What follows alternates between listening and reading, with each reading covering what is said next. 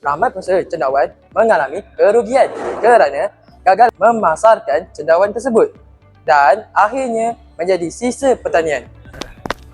Rugi! Rugi! Rugi!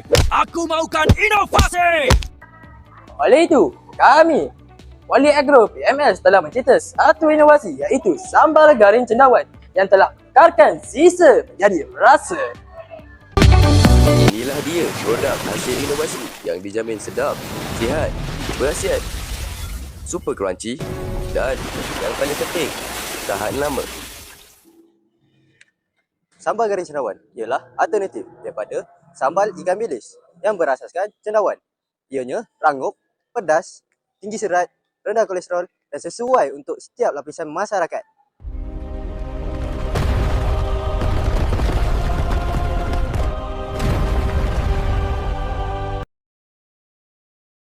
Kami mesasarkan pelajar, pekerja sibuk, ibu-ibu, traveller, jemaah haji dan yang paling penting kepada mereka yang mencari inisiatif makanan sihat.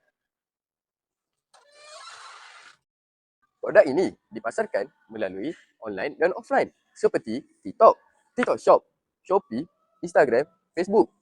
Offline pula melalui pameran, jualan secara terus, ejen dan mencari stokis. Oleh Agro PMS mengawal keseluruhan rantaian nilai bermula daripada penanaman cendawan, kemudian pemprosesan produk, pembungkusan dan penghantaran. Kami juga turut bekerjasama dengan pihak agensi serta rangkaian reseller untuk memperluaskan produk di pasaran.